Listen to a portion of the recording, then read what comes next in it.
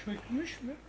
احمد و خجی لطاقفاتی یا بازار جغی دجین در تجده خانیه وان حرفیه لی او تویسه چیلین خو بساخی جار تجه رزگار بونه.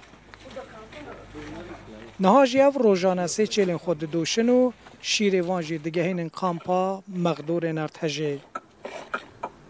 Valla işte duyguyu vistam kat dil dazanın halka jivar dazanın. Çünkü gerçekten durmaka prezora. Yani vista ava geçime mau bare. Manga geçime mau şireha. Yani çan litrede tatın bir paranda dan ama vista la çave mau tına. Çünkü insan geçti mini hava. Yani ama ne bileyim dağıtmış dakika elimizde geldikçe ama dağıtmış dakika.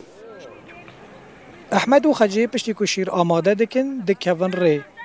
او نزدیکی کیلومتره که ری دچنو جبو بلاف کرنا شیری خود گهینن کامپه. لکامپه جی نتنه انسان همان دم آجر جی دگهن نصیبی خواه.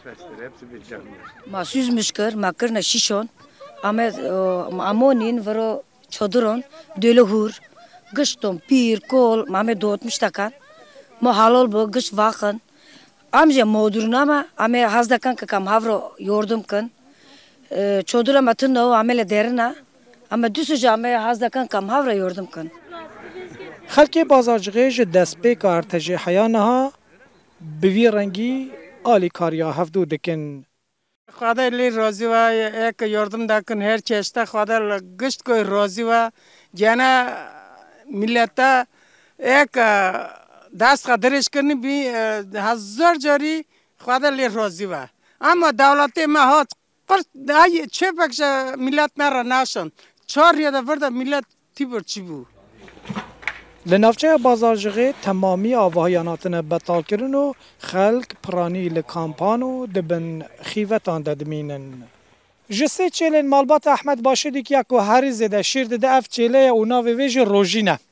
روژینه بریا ارتجه روزانه در دورا 20 لیتر شیر ده لی پشتی ارتجه جبر ترساش بوی چه بویا نها تنه نزیکی 10 لیتر شیر ده و اف 10 لیتر شیره جی بشوه که خیرخازی جالی مالباته و بسر خلکی و نافچه و تدا بشکرن شوکتر کی رودا بازارجه